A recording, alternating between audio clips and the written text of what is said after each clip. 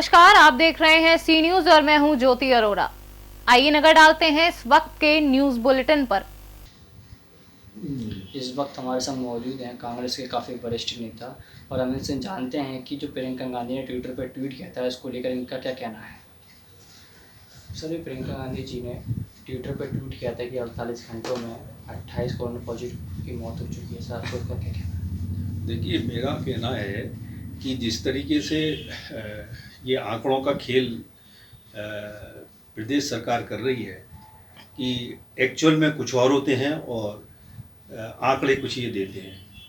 वो आंकड़े अपने हिसाब से देते हैं और एक्चुअल कुछ और होता है।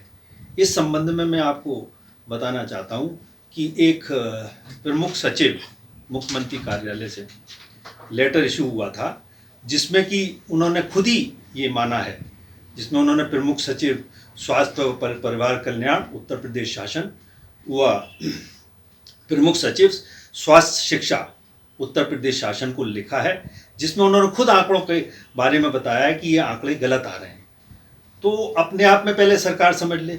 इसी तरह जो हमारे आगरा के जो महापौर थे उन्होंने भी 20/4/2020 को एक जो पत्र के माध्यम से माननीय मुख्यमंत्री आदित्यनाथ जी को भी कहा था, लिखा था, जब 313 ही सिर्फ कोरोना मरीज थे आगरा में, कि आगरा वुहान हो सकता है। ऐसी स्थिति में ये अपने आप को ही झांक लें, अपने आप को ही पहले सही करें, उसके बाद दूसरे पे उंगली उठाएं। प्रियंका गांधी जी ने जो भी बोला वो गलत नहीं बोला, ये कहना चाहता हूँ। सर, हम आपसे एक बात और जानना चाहते हैं, जो कि आगरा के डीएम पीएन सिंह ने नोटिस जारी किया है, इसको लेकर आपका क्या कहना है? ये तो मैं समझता हूँ राजनीति से प्रेरित है, दुर्भावना से प्रेरित है।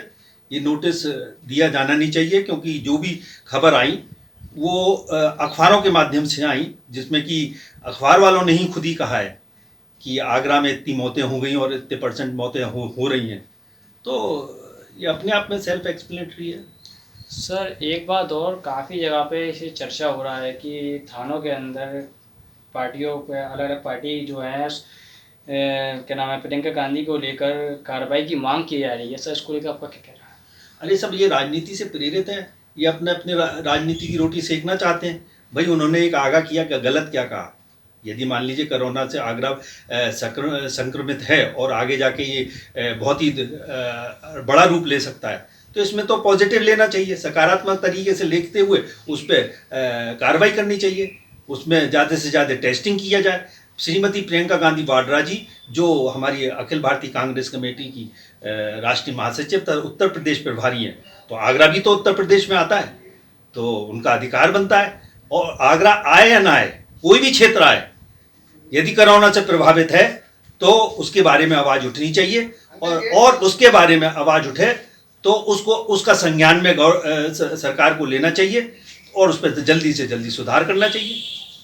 सर, एक बात और, जो कोरोना महामारी चल रही है, पूरा देश इससे जूझ रहा है, लेकिन फिर भी सरकार ने पेट्रोल और डीजल के दाम बढ़ा दिए हैं। सर, इसको लेके आपका? देखिए, पेट्रोल डीजल के जो दाम बढ़ाए हैं, एक तो पहले तो मैं ये बताना चाहता हूँ पूरी जनता को कि ये पहले पेट्रोल और डीजल में बिल्कुल बराबर के दाम कर दिए गए। अब पेट्रोल और डीजल के बराबर दाम करने से क्या हो रहा है कि स्थितियाँ बहुत ज़्यादा खराब हो रही हैं। किसान इसमें सबसे ज़्यादा पीड़ित हो रहा है, क्योंकि डीजल का सबसे प्रयोग किसान ज़्यादा करता है। अब किसान को एक तरफ तो ये कहते हैं हम उनकी लागत से 1.5 गुना पैसा दिलाएंगे, अब आप डीजल पे दाम बढ़ा रहे हो, तो जब डीजल पे दाम बढ़ा रहे हो तो महंगाई बढ़ेगी। और इसके अलावा भी डीजल और पेट्रोल के दोनों के पहली बार 70 साल में पहला इतिहास हुआ है कि डीजल और पेट्रोल के दाम बिल्कुल बराबर कैसे आ गए। इससे क्या है, ट्रांसपोर्ट कॉस्ट बढ़ेगी, आवश्यक जितनी भी दवाएं हैं, सब्जी हैं, फल हैं, इनके दाम बढ़ेंगे, जिसका कि सीधा प्रभाव हमारी पूरी जनता पे पड़ेगा। और जिस समय पहले कांग्रेस ने के समय दाम बढ़े थे, तब इन्होंने बहुत ही हो हल्ला किया था, जबकि उस समय दाम नहीं बढ़े थे। और पूरे अंतर्राष्ट्रीय स्तर पे क्रूड ऑयल के जो भी दाम हैं वो इस समय $40.66 प्रति बैरल है, जो सबसे निम्नतम स्तर पे है। और जिस समय कांग्रेस का समय था, उस समय 107 प्रति डॉलर, $120 प्रति बैरल हो चुका था। तब भी दाम 71 रुपए थे। और आज जो $40.33 प्रति बैरल हुआ है, तब आप दाम बढ़ाते चले जा रहे हैं। 80 तक पेट्रोल पहुंचा दिया। जब अंतरराष्ट्रीय स्तर पर दाम गिर रहे हैं तो यहां भी गिरने चाहिए। उसके अलावा कोरोना के संकट में पूरा बोझ डाले दे रहे हैं हमारे लोगों के ऊपर, आर्थिक बोझ डल रहा है और आगे महंगाई बढ़ेगी। इसके ऊपर जनता को संज्ञान में लेना चाहिए। जनता आक्रोश में है और जनता इसका समय पे इनका जवाब देगी। जैसा कि आपने देखा, हमारे संग मौजूद थे कांग्रेस के वरिष्ठ नेता रघुवींद्र उपाध्याय जी। उन्होंने बताया कि जो प्रियंका गांधी जी ने ट्वीट किया है, वो जो पेपर के अंदर लिखा हुआ था और उनका अधिकार भी है, तो वे देश की नागरिक हैं, उसको देखते हुए उन्होंने ट्वीट किया है। अपने कैमरामैन साथी अनिल कुमार के संग मोहसिन खान, सी न्यूज़ उत्तर प्रदेश। ताजनगरी आगरा में योगी मोदी मुर्दाबाद के नारेबाजी की गई। आगरा कांग्रेस के पदाधिकारियों ने शहीद स्मारक पर सैकड़ों की संख्या में एकत्रित होकर केंद्र और प्रदेश सरकार के खिलाफ जमकर नारेबाजी का प्रदर्शन किया। बताते चले कि भाजपा की सरकार के किए गए वादों के खिलाफ कांग्रेस पार्टी हमेशा हमलावर रही है। अभी हाल ही में केंद्र सरकार द्वारा पेट्रोल डीजल के दामों में की गई बढ़ोतरी के खिलाफ और प्रदेश सरकार की 69,000 शिक्षकों की भर्ती घोटाले पर जमकर हल्ला बोला। सैकड़ों की संख्या में शहीद स्मारक पहुंचे कांग्रेस कार्यकर्ताओं ने सोशल डिस्टेंसिंग का पालन न करते हुए जमकर नारेबाजी का प्रदर्शन किया, जिसकी प्रशासन से कोई अनुमति नहीं ली गई थी। आज ये प्रोटेस्ट हुआ है, प्रोग्राम हमारा कांग्रेस पार्टी का है। ये पूरे प्रदेश में गैस और डीजल के और ये पेट्रोल की जो कीमत बढ़ाई है सरकार ने, ये भारत में पहली बार ऐसा हुआ है कि पेट्रोल और डीजल के दाम एक साथ बराबर हैं। क्योंकि अभी तक जो भी रहे हैं 10-20 रुपए का अंतर रहता था, गरीबों के लिए ये रियायत थी। लेकिन आज इस सरकार ने गरीबों के मेहनत पर, अरमानों पर, युवाओं के, बेरोजगारों के अरमानों पर सब पे पानी फेरते हुए उसने अर्थव्यवस्था बढ़ाने की सोची है कि इनका खून चून कर हम ये डीजल और पेट्रोल की कीमत बढ़ाएंगे। लेकिन कांग्रेस पार्टी ने ये ऐलान किया है कि अब ये हम लोग चुपचाप नहीं बैठेंगे, सड़कों पे उतरेंगे। सरकार की ये मनमानी हिटलरशाही नहीं होने देंगे।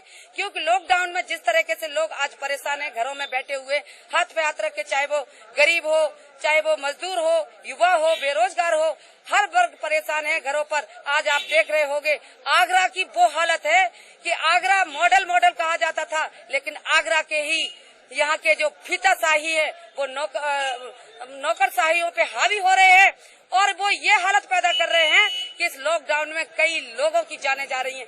अभी तक आप देख रहे होंगे कि शहरों में था, लेकिन आज देहातों में पैर पसार गया है। देहातों में तो इतना भी नहीं है कि कहीं हॉस्पिटलों में उनके लिए हॉस्पिटल बंद पड़े हुए हैं। सरकारी हॉस्पिटल, डॉक्टर सुनने को तैयार नहीं है, कोई टेस्टिंग नहीं हो रही, कोई सैनिटाइज नहीं हो रही। लेकिन हम कहना चाहते हैं कि पहले ये देखना चाहिए था इनको पेट्रोल की, डीजल की पड़ी हुई है कि दामों पे दामे बढ़ाए जा रहे। कांग्रेस पार्टी ऐसा नहीं होने देगी, सड़कों पर उतर रही है। आज से शुरू हो गया है हमारा ऐलान कि जब तक ये दामों में कमी नहीं लाएंगे, कांग्रेस पार्टी सड़कों पर उतर के आंदोलन करेगी।